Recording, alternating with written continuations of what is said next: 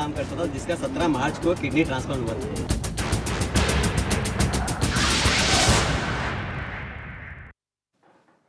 नमस्कार, मी संजय आवटे. आवाज महाराष्ट्राचा विशेष कार्यक्रमात तुमचं स्वागत. आज पुन्हा नवी गाज, नवा आवाज. पवईमध्ये जे हिरानंदानी हॉस्पिटल आहे त्या हॉस्पिटलमधल्या बातम्यांमुळे एक फार वेगळी गोष्ट घडली आहे. ती गोष्ट अशी आहे की डॉक्टरांवरच्या विश्वासाला तडा गेलेला आहे. मी डॉक्टर देव आहेत, इथपासून ते देवदूत आहेत, त्यापासून ते माणूस आहेत, पण एक फार चांगला महत्त्वाचा माणूस आहे की ज्याचा एकूण आपल्या सगळ्या आयुष्यामध्ये फार मोठा सहभाग असतो. अशी सगळी डॉक्टरांबद्दलची एकूण जी भावना आहे. आणि आता डॉक्टर आरोपीच्या पिंजऱ्यामध्ये उभे राहिलेले आहेत.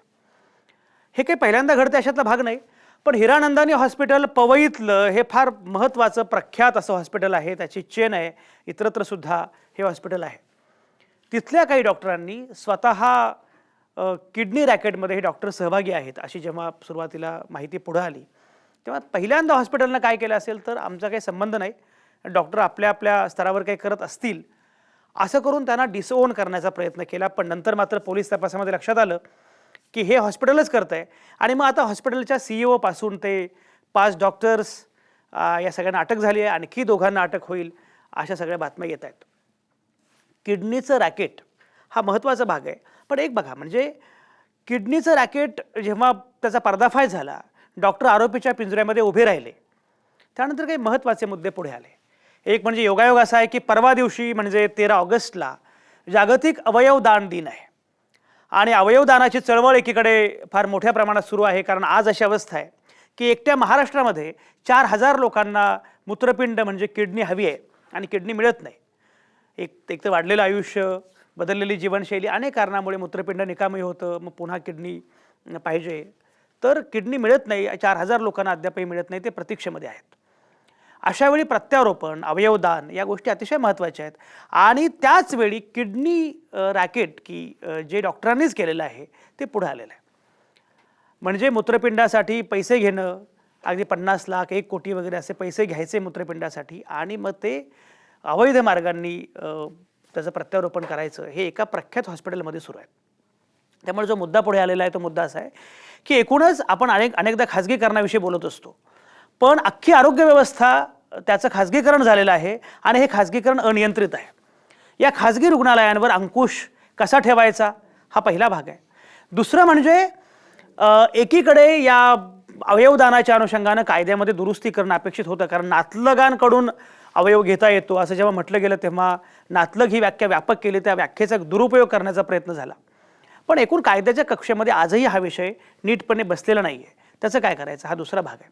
तिसरा मुद्दा असा आहे, अनेकदा असं होतं की जेव्हा अशा काही घटना घडतात तेव्हा काहीतरी कायदे, काहीतरी कारवाई ती अशा प्रकारे होते की त्यामुळे उलटपक्षी जे गुन्हेगार डॉक्टर आहेत ते त्यांच्या चोर वाटाताना माहिती असल्यामुळे सही सलामत सुटतात आणि चांगले डॉक्टर जे आहेत ते बिचारे अनेकदा त्याच्यामध्ये अडकतात. असंही घडतं. आणि ओल्याबरोबर सुकं जळतं याप्रमाणे अनेकदा चांगले डॉक्टरसुद्धा आरोपीच्या पिंजऱ्यामध्ये उभे राहतात. त्यामुळे ही अख्खी प्रक्रिया जी आहे तीच मलिन होते.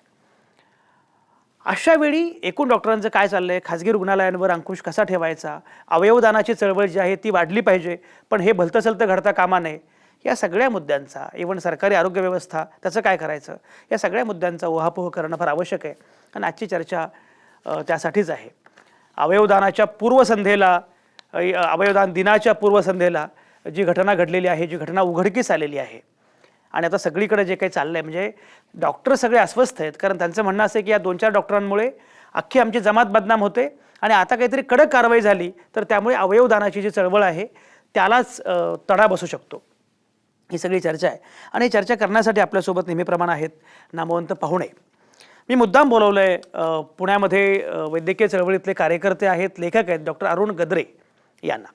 अरुण गद्रेंना मी मुद्दाम बोलवल्याचं कारण असं की अरुण गद्रेंनी ते कादंबरीकार, लेखक म्हणून प्रख्यात आहेतच, पण अरुण गद्रेंनी या सगळ्या डॉक्टरांच्या माल प्रॅक्टिसच्या संदर्भामध्ये एक चांगलं संशोधन केलेलं आहे. कैफियत नावाचं त्यांचं एक पुस्तकसुद्धा आलेलं आहे. त्या सगळ्यामध्ये ते हीच मांडणी डॉक्टर अरुण गद्रे करतायत की हे सगळं आपल्याला कसं बदलता येणं शक्य आहे. तिथंच डॉक्टर अभिजित मोरे आहेत, ते जन आरोग्य अभियानाचे सहसमन्वयक आहेत, तेही आपल्यासोबत असणार आहेत. इथे बेलापूर स्टुडिओमध्ये मी आता वाट बघतोय की ॲडव्होकेट अमित कारखानीस कुठल्याही क्षणी दाखल होतील. त्यांना मी मुद्दाम बोलवले कारण ते वकील आहेत आणि या संदर्भातल्या कायद्यांच्या अनुषंगानं काही मांडणी करतील अशी अपेक्षा आहे. परळमध्ये माझ्यासोबत इंडियन मेडिकल असोसिएशनचे डॉक्टर जयेश लेले हे असणार आहेत, कारण IMAची भूमिका यातली महत्त्वाची आहे.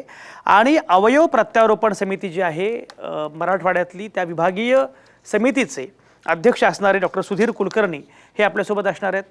प्रेक्षकांच्या वतीनं आज डॉक्टर रुची मानेगावकर या हडपसरमधून पुण्यातून आपल्यासोबत असणार आहेत. या सगळ्या नामवंतांच्या सोबत आपल्याला ही चर्चा सुरू करायची आहे.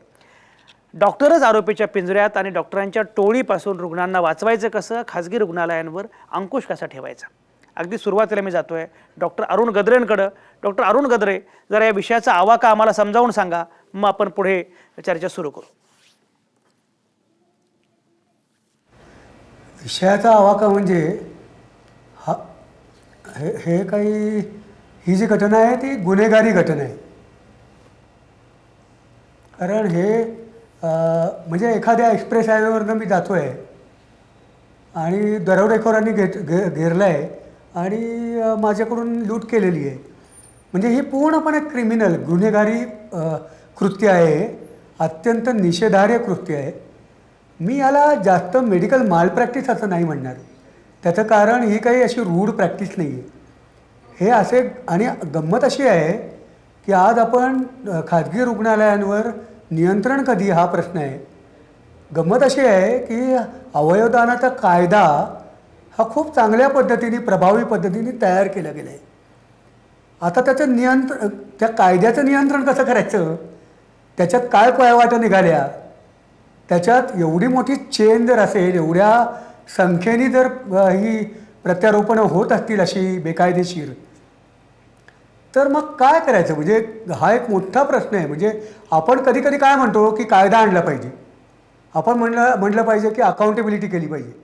त्यामुळे सगळा व्यवस्थित कायदा आहे, एक चांगला हेतू आहे कायद्याचा.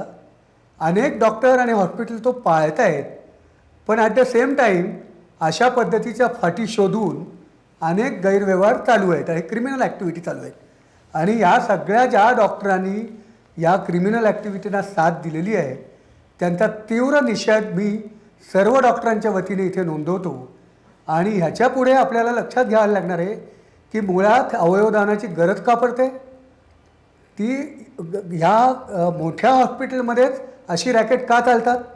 कारण दिल्लीचं हॉस्पिटल होतं एक, ते पण कॉर्पोरेट हॉस्पिटल्स होतं, तिथे किडनीच्याच प्रत्यारोपणाची केस बाहेर आलेली होती. तर आपल्याला या कॉर्पोरेट सेक्टरच्या हॉस्पिटलबद्दलसुद्धा एक पुनर्विचार करावा लागणार आहे. आणि खाजगी क्षेत्रामध्ये असलेली जी आरोग्य सेवा खरेदी विक्रीला आहे त्याचासुद्धा कुठेतरी आपल्याला उहापोह करावा लागणार आहे. की काही फटी आहेत आणि त्या फटींचा उपयोग हे गुन्हेगार करत असतात.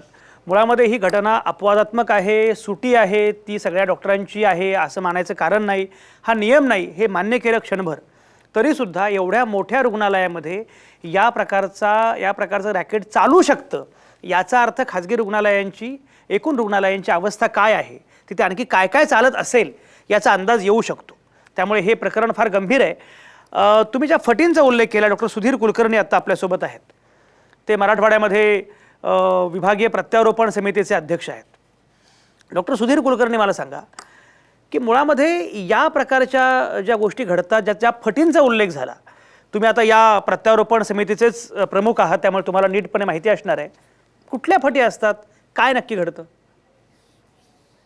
आपण या कायद्यामध्ये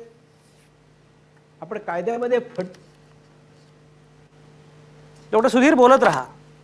कायद्यामध्ये फटी आहेत असं म्हणू शकत नाही. कारण हा कायदा 1994 पासून 4 वेळा मॉडिफाय केलेला आहे आणि आता 2014 अमेंडमेंट झाले आहेत. आपल्याकडे ॲप्रोप्रिएट अथॉरिटीज असते, जी डायरेक्टर ऑफ हेल्थ मुंबई हे पूर्ण ह्या प्रक्रियेवर लक्ष ठेवून असतात. नंतर रिजनलमध्ये म्हणजे डिस्ट्रिक्ट लेवलला ऑथरायझेशन कमिटी असते, ज्याच्यामध्ये डीन आणि सिव्हिल सर्जन हे मेंबर्स असतात.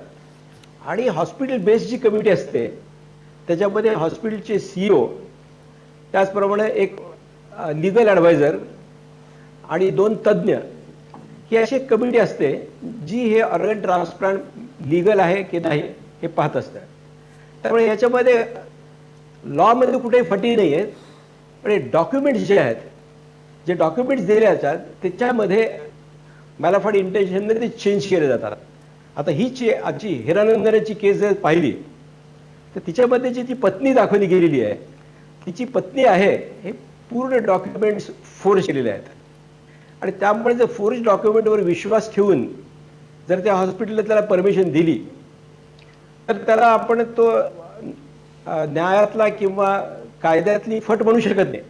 ती फसवणूक आहे, ती फट नाही, ती फसवणूक आहे. आता ह्याच्यामध्ये एकच करता येईल की आम्ही जे नातेवाईक असतात त्यांचं ज्यावेळी आम्ही किडनी ट्रान्सप्लांट करतो त्यावेळी आम्ही असे एक टेस्ट करतो ज्याला आपण DNA टेस्ट म्हणतो किंवा HLA टेस्ट म्हणतो. त्याच्यामध्ये नातेसंबंध हा पक्का आपण कन्फर्म करू शकतो. पण ह्या स्त्री म्हणजे जी पत्नी आहे तिचा पण नातेसंबंध केवळ डॉक्युमेंट्सवर प्रूव्ह करतो आणि त्याच्यामध्ये तुम्हाला काही गैरमार्गाचा वापर करता येतो. तर ह्याच्यामध्ये असे एक मी सजेशन करू शकतो की जर पत्नी असेल आणि त्या कपलला जर मूल किंवा मुलगा किंवा मुलगी असेल तर आपण त्यांचं जेनेटिक टेस्टिंग करून ही निश्चित पत्नी आहे हे प्रूव्ह करू शकतो.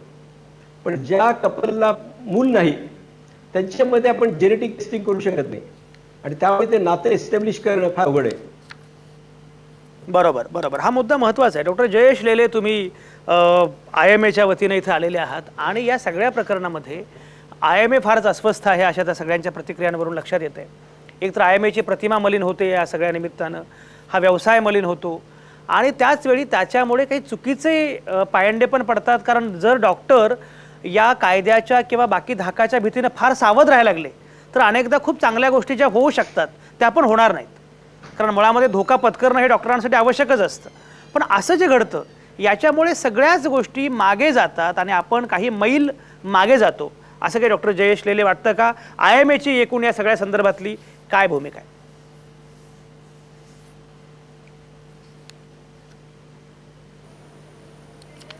जयेश लेले, माझा आवाज ऐकू येतो तुम्हाला?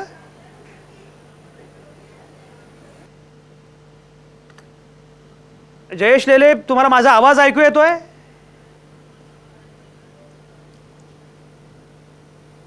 जयेश लेलेंना माझा आवाज ऐकू येत नाही बहुधा. डॉक्टर अभिजित मोरे, हा प्रश्न तुम्हाला ऐकू आला असेल. मला एक सांगा की एकूण हे जेव्हा घडतं अशा वेळी तेव्हा डॉक्टरांचीच प्रतिमा मलिन होते असं काही वाटतं का? निश्चितच अशा पद्धतीचं ज्यावेळी रॅकेट समोर येतं त्यावेळी पहिला जो प्रश्न उठवला जातो तो त्यामध्ये सहभागी असलेल्या डॉक्टरांचा. ऑपरेशन करणाऱ्या डॉक्टरांना हे कितपत रॅकेटमध्ये सहभागी असतात की नाही हे आज रोजी सांगणं कठीण आहे किंवा जी माहिती पब्लिक डोमेनमध्ये उपलब्ध आहे त्यावरून सांगणं कठीण आहे. पण निश्चितच हिरानंदानी हॉस्पिटलचं जे काही मॅनेजमेंट आहे हे याच्यामध्ये जबाबदार आहे हे मात्र अतिशय स्पष्टपणे येतं. कारण जे आता मीडियातून जे रिपोर्ट्स येत आहेत ते जर आपण सत्य मानले तर मी तुम्हाला सांगू इच्छितो की हा जो अवयव प्रत्यारोपणचा कायदा आहे त्याच्या अंतर्गत एक हॉस्पिटल ऑथरायझेशन कमिटी आहे. म्हणजे कुठलंही ट्रान्सप्लांटेशन करायचं असेल तर त्यासाठी हॉस्पिटल ऑथरायझेशन कमिटीची परवानगी घ्यावी लागते. कोण असतात त्याचे सदस्य? तर याचे मेडिकल डायरेक्टर असतात. 2 असे डॉक्टर असावे लागतात जे या ट्रान्सप्लांटच्या प्रोसेसशी संबंधित नसतील. त्याच्यानंतर 2 समाजातले प्रतिष्ठित नागरिक आणि 1 शासनाच्या आरोग्य विभागाचा प्रतिनिधी. हे एवढे लोक असणं अपेक्षित आहे. आता जी बातमी समोर येते त्याच्यातून असं दिसतंय की या ट्रान्सप्लांटच्या प्रोसेसशी संबंधित असणारे एक डॉक्टर हे या कमिटीवरती होते, पहिली गोष्ट. दुसरी गोष्ट, जे मेडिकल डायरेक्टर होते त्यांनी या ट्रान्सप्लांट हेडशी कधीही बैठक घेतली नाही अशा पद्धतीची एक बातमी समोर येते. तिसरी गोष्ट, मेडिकल डायरेक्टरनी या पर्टिक्युलर केसमध्ये जो फॉर्म नंबर 6 आहे ज्याच्यामध्ये जे पती आणि पत्नीच्या संबंधातलं जे काही डॉक्युमेंट्स आणि इतर सगळे व्हेरिफिकेशन्स करून मग तो फॉर्म नंबर 6 हा साईन करावा लागतो, तर त्यांनी व्हेरिफिकेशन न करता त्यांनी साईन केला. आता प्रश्न येतो की तो डॉक्युमेंट्स फोर्ज केले आहेत असं वारंवार आर्ग्युमेंट एक पुढं गेलं जातं. मला एक शंका आहे की याच कागदपत्रांच्या आधारे जर पोलीस कारवाई करू शकत असतील तर मेडिकल डायरेक्टरना का शंका येऊ नये? हा माझ्यासाठी एक सामान्य नागरिक म्हणून मला एक पडलेला प्रश्न आहे की ज्या डॉक्युमेंटच्या आधारावर पोलीस कारवाई करतात ते डॉक्युमेंट फोर्ज आहे ते मेडिकल डायरेक्टरना का समजू नये? अगदी अगदी या सगळ्या ज्या गोष्टी आहेत की यामध्ये हॉस्पिटलची जी चूक आहे त्या चुकीच्या अनुषंगानं बोलणं फार महत्त्वाचं आहे. पोलीस कारवाई पण आवश्यक आहे. या सगळ्या मुद्द्यांबद्दल आपण बोलत राहणार आहोत. डॉक्टर रुची मानेगावकर आपल्यासोबत आहेत प्रेक्षकांच्या वतीनं. डॉक्टर रुची, तुम्ही गेल्या 5-6 वर्षांपासून वैद्यकीय व्यवसाय करता आहात.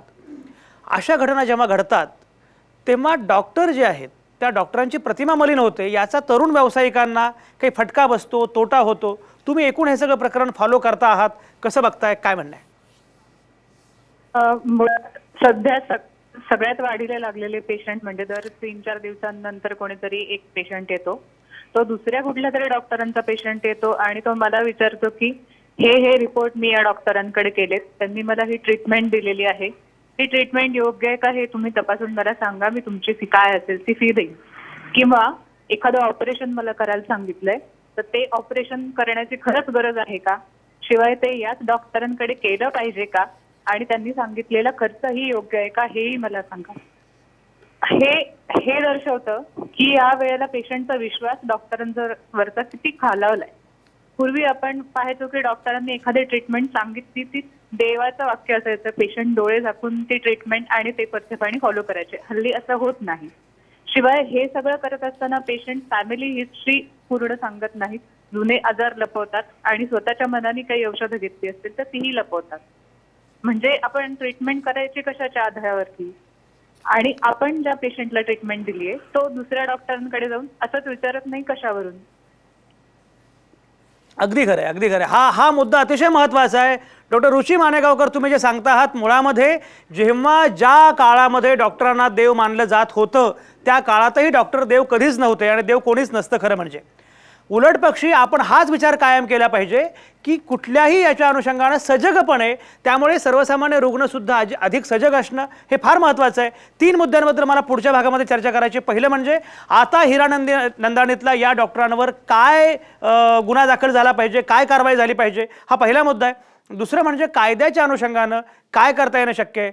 आणि तिसरं म्हणजे एकूणच खाजगी रुग्णालयं, खाजगी डॉक्टर या सगळ्यांवर अंकुश आणण्यासाठी काय काय करता येणं शक्य आहे, त्यासाठी आरोग्याच्या क्षेत्रामध्ये कुठल्या मूलभूत सुधारणा आवश्यक आहेत. डॉक्टर अरुण गद्रेंनी आपल्या पुस्तकामध्ये, आपल्या भाषणांमध्ये याचा वारंवार उल्लेख केलेला आहे. या सगळ्या गोष्टींबद्दल आपण चर्चा करणार आहोत. तुम्ही कुठेच जाऊ नका. आता या क्षणी मी घेतोय एक छोटासा ब्रेक. हिरनदानी में ही काम करता था, जिसका 17 मार्च को किडनी ट्रांसप्लांट हुआ था.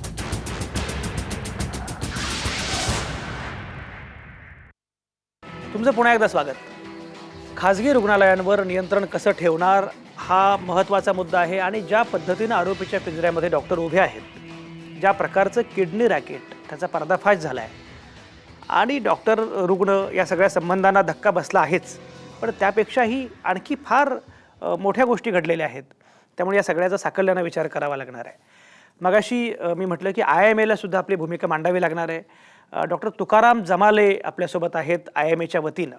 डॉक्टर तुकाराम, मला सांगा की जेव्हा अशा प्रकारच्या घटना घडतात तेव्हा IMA सारख्या संघटनेची भूमिका काय असते, आत्ता या क्षणी काय आहे, काय म्हणणं आहे? माफ करा, मी IMAचा प्रतिनिधी म्हणून नाही आहे या ठिकाणी. मी नेफ्रॉलॉजी कम्युनिटीचा प्रतिनिधी म्हणून आहे. अच्छा, मला 2 गोष्टी क्लिअर करायच्या आहेत की एक म्हणजे आपण जे मगाशी म्हटलात की ओल्याबरोबर सुकं जळतं. कायद्याचं आपल्याकडे PCPNDTचं एक्झाम्पल आहे की ज्यामुळं की सिम्पल डॉक्युमेंटेशन व्यवस्थित न झाल्यामुळं, डॉक्युमेंटेशनमध्ये चुका झाल्यामुळं अनेक रेडिओलॉजिस्ट गजाआड गेले. आता ह्या ठिकाणी असा मुद्दा असा आहे की जी डॉक्युमेंट्स आपण नातं व्हेरीफाय करण्यासाठी तपासतो ती डॉक्युमेंट इतक्या बेमालूमपणे कधी कधी फॉर्ज केले असतात की त्यावेळी समजा त्या कमिटीच्या ते लक्षात आलं नाही. ह्या कमिटीमध्ये शासनाच्या वतीनं एक प्रतिनिधी असतो, तेव्हा ह्या कमिटीने जेव्हा ते डॉक्युमेंट्स चाळून ते व्हेरीफाय केलं तेव्हा त्यांनी ट्रान्सप्लांटला परमिशन दिली आणि तरीसुद्धा त्या ठिकाणी ते फसले. तर ह्या ठिकाणी आपल्याला त्या लोकांना दोषी धरता येईल. आता ह्यामुळे काय होतं की 2 गोष्टी होतात. एक म्हणजे ह्या कायद्याच्या लूप होल्सची फायदा घेणाऱ्या अनस्क्रुपुलस डॉक्टरांचं फावतं आणि त्याचबरोबर जे इनोसंट किंवा जे आपले प्रामाणिकपणे काम करतात आहेत नेफ्रॉलॉजिस्ट, हे सुद्धा त्यामध्ये अडकू शकतात. त्यामुळे ह्यावर एक प्रॅक्टिकल उपाय किंवा माझं सजेशन असं आहे की डॉक्युमेंट व्हेरिफिकेशन हे काही डॉक्टरांचं काम नाही. ते काही लिगल पर्सनेल नाहीत किंवा त्यांना काही फॉरेन्सिक ट्रेनिंग नाही. त्यामुळं ह्या लिगल प्रोसिजर्समधून डॉक्टरांना मुक्त केलं पाहिजे. they should not be given the responsibility of verifying documents and establishing relations. जेव्हा ते बायोलॉजिकली प्रूव्ह नसतं, जसं मगाशी डॉक्टर कुलकर्णी यांनी सांगितलं की तुमचा मुलगा असेल, तुमची बहीण असेल, तर तुमचे 50% HLA मॅच असतात आणि there is a biological proof.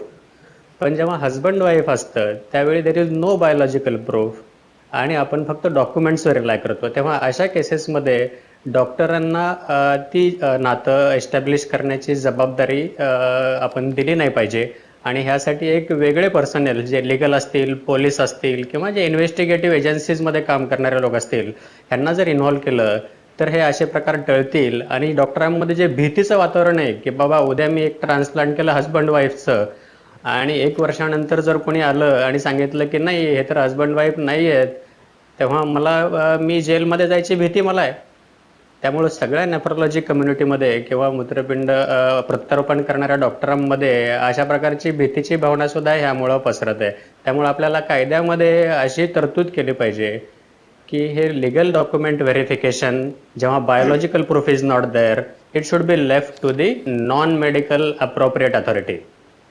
Doctor Tukaram, हा मुद्दा तुमचा वेगळा आहे, पण डॉक्टर अरुण गद्रे, तुम्हाला असं वाटतं का की डॉक्टर तुकाराम ज्या पद्धतीची भूमिका मांडतायत की असे हात वर करता येतील डॉक्टरांना? कारण कसं आहे की उद्या ही जबाबदारी नॉन डॉक्टर्सकडे दिली तर तुम्ही असं म्हणाल की त्यांना बाकीचं काहीच माहिती नाही आहे, त्याच्यामुळे ही जबाबदारी संयुक्त आहे, असं डॉक्टर अरुण गद्रे वाटतं का? आणि अगदीच हात झटकता येणार नाहीत डॉक्टरांना असं वाटतं का? याचा मी वेगळ्या पद्धतीने विचार करतोय. म्हणजे एका अर्थाने म्हणजे डॉक्टर जर त्या कमिटीमध्ये असतील तर अशी चूक होऊ शकते आणि एखाद वेळेला पुढचा ऑपरेट करणाऱ्या डॉक्टरवर त्याचा इम्पॅक्ट होऊ शकतो, हे मला माहिती आहे, हे मान्य आहे. पण ज्या पद्धतीने कॉर्पोरेट हॉस्पिटलमधली किडनीची प्रत्यारोपणाची केसेस बाहेर येत आहेत तिथे वेगळ्या पद्धतीने डॉक्टरांबद्दल मी विचार करतो आहे. म्हणजे असं झालेलं आहे की मला माहीत नाही की हिरानंदानी हॉस्पिटल हे म्हणजे इंडस्ट्री म्हणून रजिस्टर झालं आहे का. कारण डॉक्टर बावस्करांनी पुण्यातल्या एका हॉस्पिटलवर कमिशन प्रॅक्टिसचा चेक दिला म्हणून महाराष्ट्र मेडिकल काउन्सिलमध्ये त्यांच्या विरुद्ध कंप्लेंट केली. त्यावेळेला महाराष्ट्र मेडिकल काउन्सिलला कामच नाही करून दिलं, कारण हायकोर्टाने असं सांगितलं. म्हणजे त्याच्याकडे त्या कॉर्पोरेट हॉस्पिटलने अशी मांडणी केली की आम्ही महाराष्ट्र मेडिकल काउन्सिलच्या पर्व्ह्यूमध्ये येतच नाही. आणि कॉर्पोरेट हॉस्पिटल म्हणजे महाराष्ट्र मेडिकल काउन्सिल वैयक्तिकदृष्ट्या डॉक्टर अरुण गद्रेंवर नियंत्रण ठेवते, पण महाराष्ट्र मेडिकल काउन्सिल ही कॉर्पोरेट हॉस्पिटलवर नियंत्रण ठेवू शकत नाही. हा मूलभूत मुद्दा आहे की कॉर्पोरेट हॉस्पिटल कुणाला उत्तरदायित्व आहे. म्हणजे समजा मी माझं हॉस्पिटल टाकलं तर मी माझा खर्च करतो, पण माझी इच्छा असते की पेशंट माझ्याकडे यायला पाहिजेत. माझ्या पूर्ण आयुष्याचा फोकस हा पेशंट असतो. पण जर कॉर्पोरेट हॉस्पिटल हे केवळ नफ्यावर चालत असल्यामुळे त्यांचा फोकस हा कधीच पेशंट असू शकत नाही.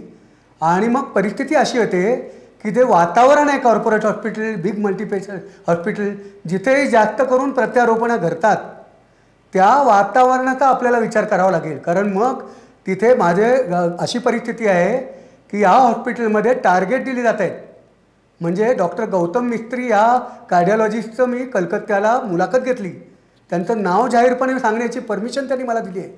त्यांनी असं सांगितलं की ते कॉर्पोरेट हॉस्पिटलमध्ये त्यांच्यावर नसलेल्या ॲडमिशन करायच्या, नसलेल्या अँजिओप्लास्टी करायच्या, नसलेल्या ICUमध्ये ॲडमिट करायच्या, प्रेशर होतं, टार्गेट होती.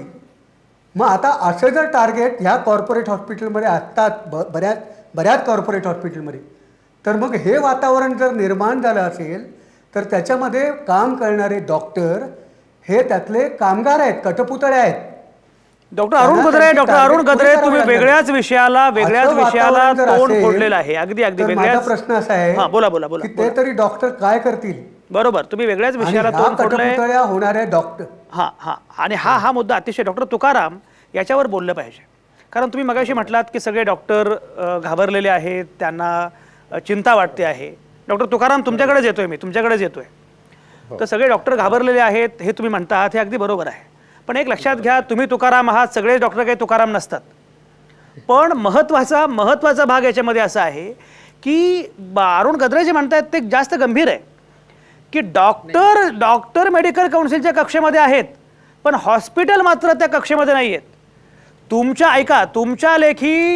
लेखी समोरचा माणूस हा रुग्ण आहे, पण हॉस्पिटलच्या लेखी समोरचा माणूस हा ग्राहक आहे, केवळ गिराईक आहे. या सगळ्याचा विचार करता तुम्ही नक्की काय करणार हाही मुद्दा आहे. आणि दुसरं म्हणजे हॉस्पिटल काय करतं हे मला माहीतच नाही असं डॉक्टर म्हणू शकतील असंही मला वाटत नाही. म्हणजे ज्याप्रमाणे आमच्याकडे माध्यम समूह काय करतो हे संपादकांना किंवा पत्रकारांना माहीतच नाही असं उद्या पत्रकार संपादक म्हणाले तर मग ते काही फार खरं असतं असं मला वाटत नाही. तुम्हाला माहिती असतं काय चाललंय, काय घडतं आहे. त्यामुळे नामानिराळे डॉक्टर राहू शकतील असं मला वाटत नाही. त्यामुळे हे जे दोन मुद्दे आहेत की डॉक्टर नामानिराळे राहू शकत नाहीत, क्रमांक 1. क्रमांक 2, मेडिकल काउन्सिलच्या कक्षेमध्ये हॉस्पिटल्सना आणायचं की नाही, की त्यांना धंदा करू द्यायचं. बरं, धंदा जरी केला तरी धंद्याची पण आचारसंहिता असते. या सगळ्या अनुषंगानं डॉक्टर तुकाराम काय मुद्दा आहे, काय म्हणणं आहे? नाही, मला मान्य आहे ना, डॉक्टर गद्रे जे म्हणतायत ते अतिशय बरोबर आहे की कॉर्पोरेट हॉस्पिटलमध्ये काय कल्चर आहे, सेवेचं कल्चर नाही आहे, तिथे मार्केट आहे, बाजार आहे, ह्या सगळ्या गोष्टी अतिशय बरोबर आहेत, त्याबद्दल दुमत असायचं कारण नाही. आता इथे पर्टिक्युलर आपण जो मुद्दा चर्चेला घेतलेला आहे की बाबा हे अशी प्रकरणं का घडतायत की हजबंड वाईफ जे ट्रान्सप्लांटेशनची प्रोसेस आहे, जेव्हा त्या ठिकाणी बायोलॉजिकल रिलेशन नसतं आणि जेव्हा ते फक्त डॉक्युमेंटरी प्रूफनीच आपल्याला एस्टॅब्लिश करायचं असतं किंवा रेफ्यूट करायचं असतं, ही प्रोसेस 100% फुल प्रूफ नाही, हे आपण लक्षात घ्या. आणि ही प्रोसेस आपल्याला जास्तीत जास्त फुल प्रूफ कशी बनवता येईल, जास्तीत जास्त ॲक्युरेट कशी बनवता येईल, त्याच्यामध्ये आपल्याला पोलिसांची मदत घेता येईल, त्याच्यामुळे आपल्याला कायदेतज्ञांची मदत घेता येईल. तुम्ही डॉक्टरांना हे साईन करायला सांगू नका की हे हजबंड वाईफ आहेत. हे हजबंड वाईफ आहेत हे साईन केल्यामुळं काय होतं की जे बेकायदेशीर कामं करणारे डॉक्टर आहेत त्यांचं फावतं, नंबर 1. आणि नंबर 2, जे प्रामाणिकपणे काम करतायत डॉक्टर ते कधीही जेलमध्ये जाऊ शकतात. त्यामुळं ह्या 2 गोष्टी टाळण्यासाठी आपल्याला कायद्यामधली जी ही पर्टिक्युलर फट आहे ती आपल्याला कशी आपल्याला स्ट्रॉंग करता येईल ते पाहिजे, हे मला म्हणायचं आहे. डॉक्टर गद्रेंच्या मताबद्दल मी बिलकुल सहमत आहे. कॉर्पोरेट हॉस्पिटलचं कल्चर त्यांनी तुमचा मुद्दा पोहोचलाय. डॉक्टर सुधीर कुलकर्णी, मला सांगा, तुम्ही याच विभागामध्ये प्रत्यारोपणाच्या समितीचे प्रमुख असल्यामुळे तुम्हाला या सगळ्याच फटी, या सगळ्या अडचणी, आव्हानं सगळंच माहिती आहे. आता डॉक्टर तुकाराम जी भूमिका मांडतायत, डॉक्टर अरुण गद्रे जे सांगतायत, काय म्हणणं आहे? याच्यामधून डॉक्टर आपलं अंग काढून घेऊ शकत नाहीत, कारण रुग्णाचा जास्त संबंध हा डॉक्टरांशी येतो. आणि युजली जो पेशंट ट्रान्सफर जातो तो कमीत कमी 2 महिने, 3 महिने, काही वर्ष ते त्यांच्याबरोबर असतात. तर त्यांच्या घरातले नातेवाईक, त्यांची पत्नी कोण आहे हे त्यांना जास्त माहिती असतं. तर ह्याच्यामध्ये एक करता येईल की ज्यावेळी तुम्ही एखाद्या हॉस्पिटलला किडनी ट्रान्सप्लांटची परमिशन देते त्यावेळी पहिली 5 वर्ष त्यांना फक्त रिलेटेड ट्रान्सप्लांट करण्याची परमिशन द्या. त्याच्यानंतर मग अनरिलेटेड किंवा अल्ट्रेस्टिक डोनेशन जे म्हणत होते. आता ह्याच्यामध्ये कसं, पत्नी ही पूर्वी अनरिलेटेड पकडली गेली होती आणि या नवीन लॉमध्ये जे 2014 अमेंडमेंट झालं त्यावेळी तिला नातेवाईकडून पकडलं आलं. तर ह्याच्यामध्ये मी मगाशी सांगितल्याप्रमाणे एक तर जर त्यांना मुलं असतील तर आपल्याला जेनेटिक टेस्टिंग करणं मॅन्डेटरी करा, कारण आईचे आणि वडिलांचे हे निम्मे सूत्रगुण असली पाहिजेत. म्हणजे that case is already clear. आता ज्या कपलना मुलं नाहीत तर त्यांच्यामध्ये तो आपला अजून म्हणजे त्यांचं चेंज ऑफ नेमचं गॅझेट जे असतं ते गॅझेट त्याच डेटला पब्लिश केलेलं असतं की ज्यावेळी त्यांचं लग्न झालेलं आहे. तो गॅझेट एक ॲड करावा पाहिजे. कारण आता बहुतेक हे सगळं एज्युकेटेड कसं आहे की ज्याच्यामध्ये पत्नीचं नाव बदललेलं असणार, तर त्या गॅझेटची कॉपी जर लावली तर that will be very authentic proof. Doctor Tukaram, बघा, तुमचा जो मुद्दा आहे त्या मुद्द्याच्या विरोधामध्ये सगळेजण मांडणी करतायत की डॉक्टरांना नामानिराळं राहता येणार नाही, डॉक्टरांना जबाबदारी घ्यावीच लागेल. डॉक्टर तुकाराम, काय म्हणणं आहे? नाही, मी म्हणतच नाही की डॉक्टरांनी नामानिराळं राहता येईल, हात झटकता येतील, अजिबात नाही. ह्याच्यामध्ये जे डॉक्टर दोषी आढळतील हे आता न्यायप्रविष्ट प्रोसेस आहे, त्यामुळे त्यांना आपल्याला दोषी म्हणता येत नाही किंवा त्यांना आपल्याला इनोसंट म्हणता येणार नाही. पण जे लोक ह्याच्यामध्ये दोषी असतील त्यांना कडक शासन झालंच पाहिजे, त्यांना हात वर करता येणार नाहीत. परंतु आपल्याला अशा संधी त्या ठिकाणी कशा निर्माण न होतील की लोकांना आपला कार्यभाग साधायच्या, आपल्या चुकीच्या प्रॅक्टिसेस करायच्या. डॉक्टर कुलकर्णींनी सांगितलेली सजेशन्स अगदी व्हॅलिड आहेत की तुम्ही मुलांचे DNA टेस्टिंग करा आणि बघा की खरोखरच ह्या कपलद्वारेच त्या मुलांचा जन्म झालाय का नाही. हे सहज शक्य आहे. त्यामुळे हे जर तुम्ही त्यामध्ये इन्क्लूड केलं तर हे लूप होल्स राहणार नाहीत ना. त्यामुळे मी हात वर करायचा प्रश्न नाहीये. ह्यामध्ये जे डॉक्टर, मी डेफिनेटली मान्य करतो की ह्या प्रॅक्टिसेस चालू आहेत, ह्या प्रॅक्टिसेसला आपण आळा घालण्यासाठीच कायदा कसा आपल्याला बरोबर, fulfill करता येईल तेच कायदा पाहायचं. सक्षम केला पाहिजे. डॉक्टरांना शांत बसता येणार नाही. डॉक्टर तुकाराम, ठेविले आनंद ते तैसेच राहावे असं डॉक्टर तुकाराम तुम्हाला म्हणता येणार नाही. नाठाळाच्या माती हाणू काठी असं तुकाराम तुम्हाला म्हणावं लागणार आहे. तुमचं पुन्हा एकदा स्वागत. ही चर्चा सुरू आहे, खाजगी रुग्णालयांवर नियंत्रण कसं ठेवणार. निमित्त अर्थातच अतिशय वाईट आहे की हिरानंदानी हॉस्पिटलमधल्या डॉक्टरांनीच किडनी रॅकेट केलं आणि त्याच्यामध्ये त्यांचा भाग आहे. थेटपणे तेच आरोपीच्या पिंजऱ्यामध्ये आहेत. ज्याप्रमाणे अवैध मार्गानं मूत्रपिंडाचं प्रत्यारोपण, विक्री, हे जे काही सगळं सुरू आहे, अगदी एखाद्या सिनेमामध्ये जरी असतं तर आपल्याला असं वाटलं असतं की हे किती अवास्तव आहे, पण हे वास्तव त्याहून भयानक आहे. डॉक्टर अरुण गद्रेंनी मगाशी मांडलेला मुद्दा फार वेगळा आहे, महत्त्वाचा आहे की मुळामध्ये कॉर्पोरेट हॉस्पिटल्स ही अक्षरशः धंदा करतात. त्यांची नोंदणीसुद्धा अनेकदा धंदा म्हणून होत असते. अशावेळी त्यांचं उत्तरदायित्व कोणाला, जबाबदारी कोणाला, हा एक भाग आहे. दुसरा सगळ्यात महत्त्वाचा मुद्दा आहे की मेडिकल काउन्सिलच्या कक्षेमध्ये मुळामध्ये हे हॉस्पिटल्स आहेत का ते बघितलं पाहिजे. त्याच्या अनुषंगानं कायदेशीर सगळ्या गोष्टी बघितल्या पाहिजेत. डॉक्टर अभिजित मोरे आपल्यासोबत आहेत. डॉक्टर अभिजित मोरे, हे सगळं करायचं असेल, कारण मगाशी तुम्ही सांगितलं की पोलीस कारवाई किंवा काय, हे सगळं बरोबर आहे, पण मुळामध्ये यापुढे असं घडताच कामा नये, यासाठी काय करायला पाहिजे? मुळामध्ये ज्यावेळी आपण हिरानंदांची केस बघतो तर त्याच्यामध्ये असं दिसतं की हॉस्पिटल ऑथरायझेशन कमिटी आहे ही या ठिकाणी दोषी आहे. आणि गमतीचा भाग म्हणजे या कमिटीवरती शासनाचा एक प्रतिनिधीसुद्धा असणं अपेक्षित आहे. आणि त्याच्यामुळं हे सगळेजण दोषी आहेत. याच्यामध्ये सरकारचं कुठंही हॉस्पिटल ऑथरायझेशन कमिटीवरती प्रॉपर सुपरविजन नाही, हे अतिशय स्पष्टपणे समोर येत आहे. कुठंही याच्याबद्दल सरप्राईज चेक नाहीत, हे याच्यामध्ये स्पष्ट येते. त्याच्यामुळे आत्ताची जी काही कायद्यामध्ये रेग्युलेटरी सिस्टीम तयार केलेली आहे त्याच्यामधली जी हॉस्पिटल ऑथरायझेशन कमिटी आहे ही एक वीक लिंक आहे. कारण ती पूर्णपणे हॉस्पिटलच्या अखत्यारीत आहेत. त्याच्यामध्ये बहुतांशी डॉक्टर आहेत आणि त्यांच्याकडे डिस्क्रिशनरी पॉवर्स आहेत.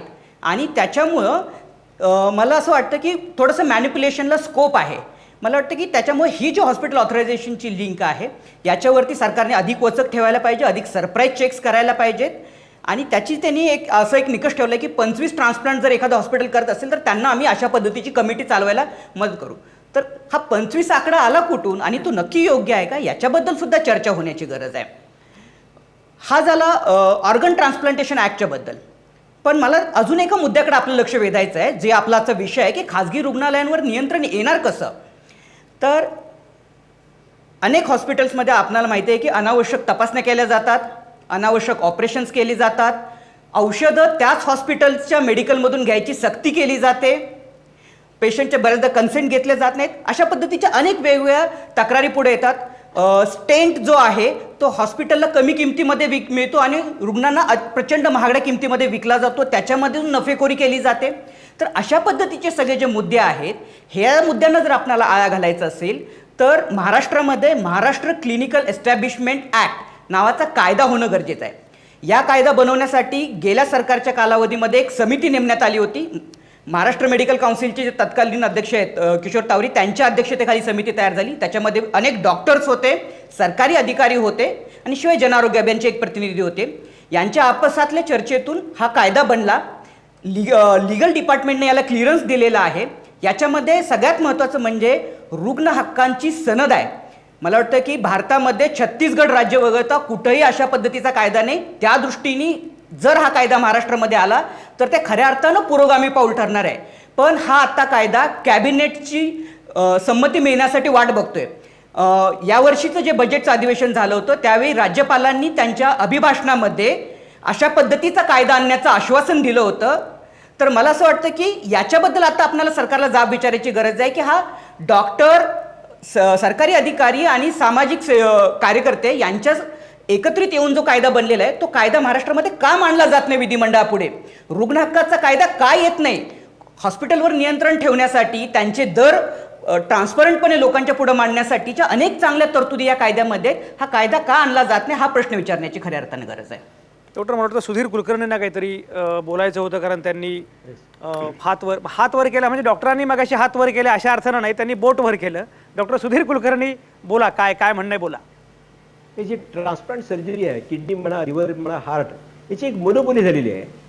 तर कमीत कमी किडनी ट्रान्सप्लांट ही जी गव्हर्नमेंट हॉस्पिटल्स आहेत किंवा सेमी गव्हर्नमेंट हॉस्पिटल आहेत तिथं करणं शक्य आहे.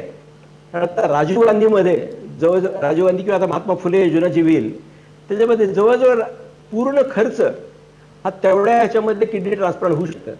आता जे हॉस्पिटल आहे, बीजे मेडिकल कॉलेज आहे, आमच्या गव्हर्नमेंट मेडिकल कॉलेज औरंगाबाद आहे, इथं जर तुम्ही किडनी ट्रान्सप्लांट सुरू केले तर ही जी मोनोपोली आहे, प्रायव्हेट कॉलेजची प्रायव्हेट हॉस्पिटलची मोनोपोली तुम्ही मोडून काढली तर याच्यावर बरंचसं बंधन येईल. आज मी शासकीय वैद्यकीय सेवेमधून एका MGM मेडिकल कॉलेजमध्ये काम करतोय आणि आम्ही या गेल्या 5 वर्षामध्ये 60 ट्रान्सप्लांट केवळ राजीव गांधीच्या पैशामध्ये 2 लाखांमध्ये केलेले आहेत आणि त्या उत्कृष्ट रिझल्ट दिलेले आहेत. तर शासनाने जर मनावर घेतलं आणि इव्हन ऑनरीज नेमा तुम्ही किंवा कुणी, मी आहे, डॉक्टर तुकाराम जमाले आहेत, अजून कुणी सेवाभावानं काम करण्याची इच्छा आहे, बरोबर करायला तयार आहोत. डॉक्टर सुधीर तुमचा मुद्दा पोहोचला. तुकाराम जमालेंना काहीतरी बोलायचं. डॉक्टर तुकाराम बोला. मला एक थोडंसं करेक्शन माझ्या इंट्रोडक्शन मध्ये तुम्ही केलं ते असं करायचं आहे की मी IMA चा प्रतिनिधी नाहीये. हो, ते मगाशी तुम्ही सांगितलं.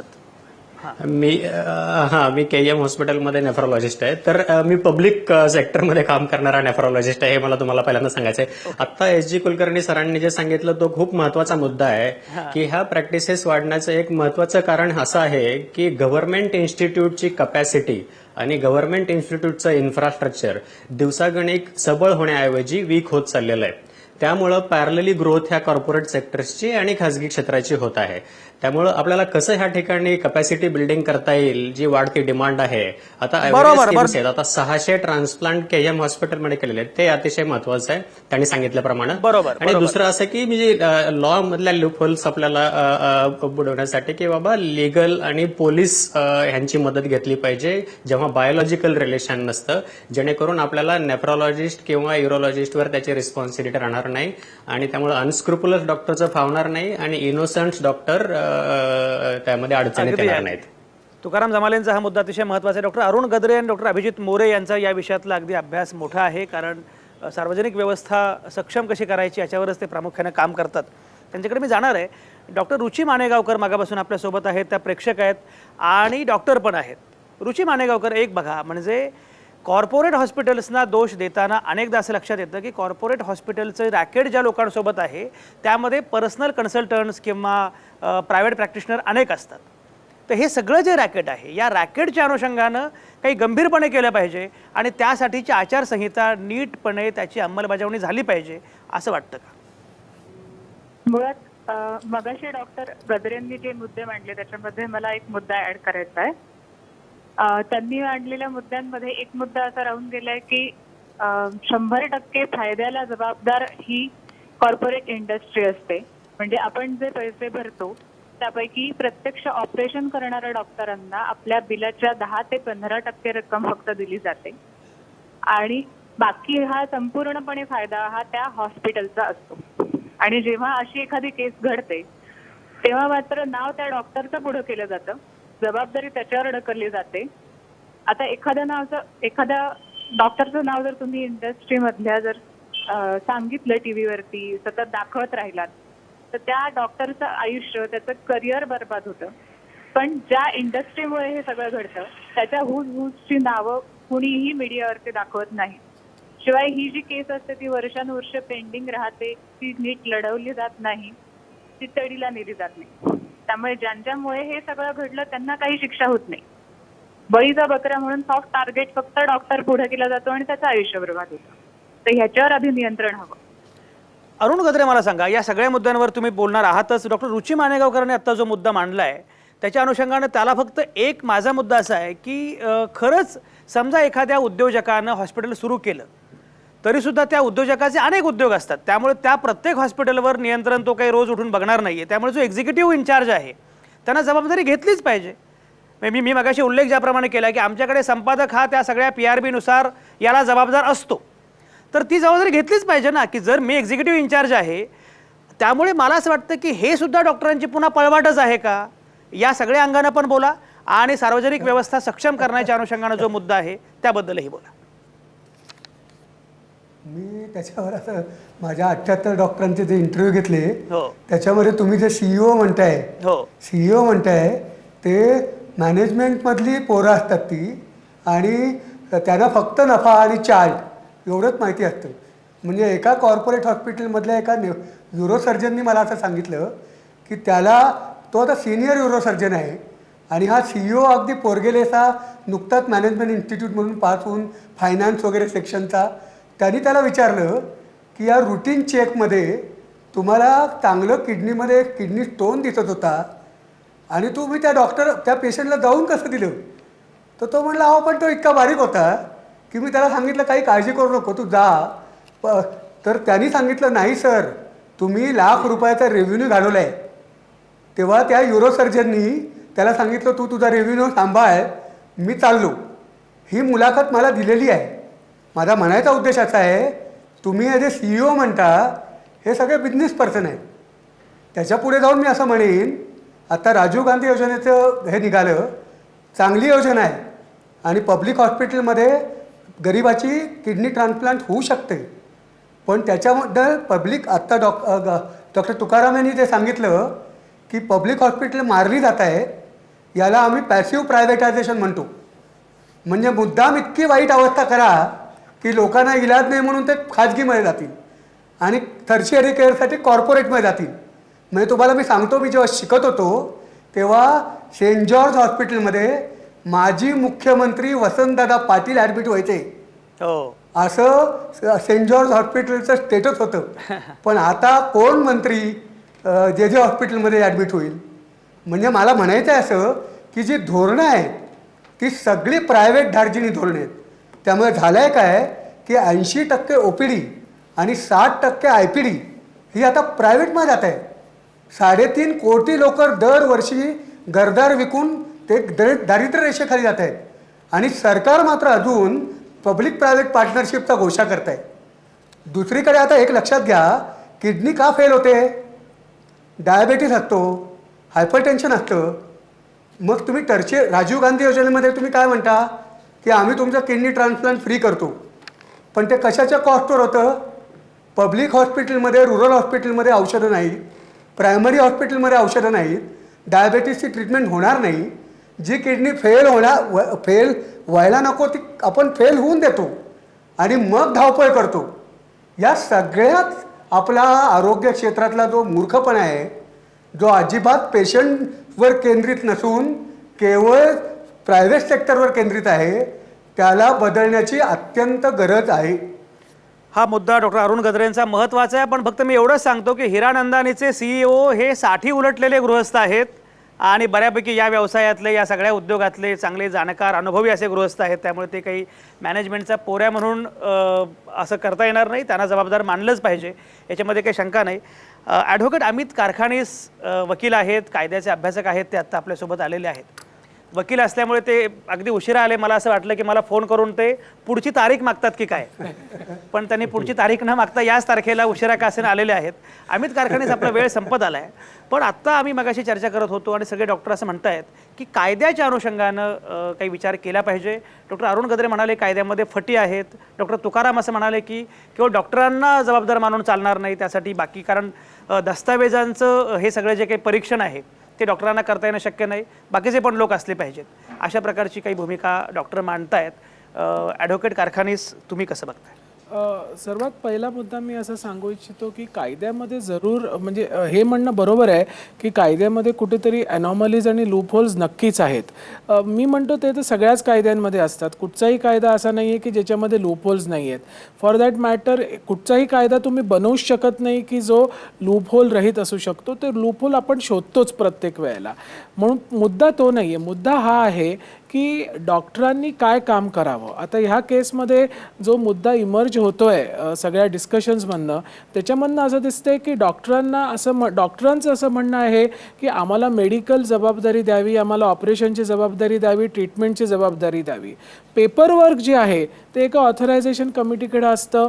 त्या ऑथरायझेशन कमिटी 2 लेवलची असते, डिस्ट्रिक्ट झोनल लेवलची असते, आणखीन लोकल असते. बेसिकली इट डिपेंड्स की ट्रान्सप्लांट कुठच्या पद्धतीचं आहे त्याच्यावर त्या कमिटीकडे ती केस जाते.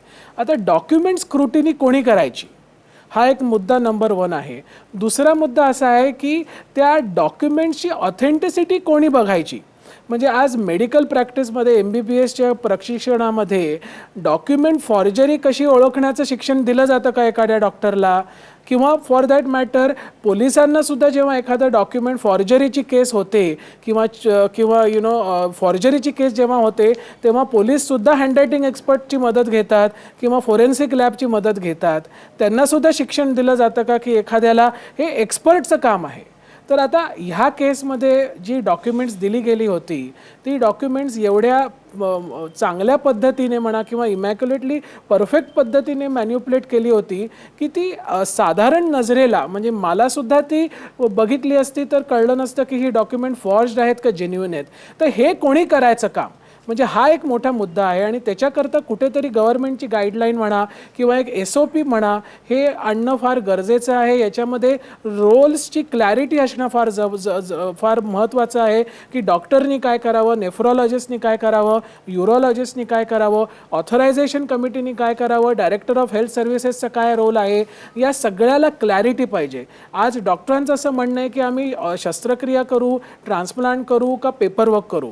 आज हजारो फोन येतात. एखाद्या डॉक्टर जसं डॉक्टर आहे म्हटल्यावर त्याला कोणाचाही फोन येऊ शकतो. आज मलासुद्धा वकील म्हणून कुठच्याही क्लायंटचा फोन आला तरी फोन आला म्हणून मी तो गिल्टी होत नाही.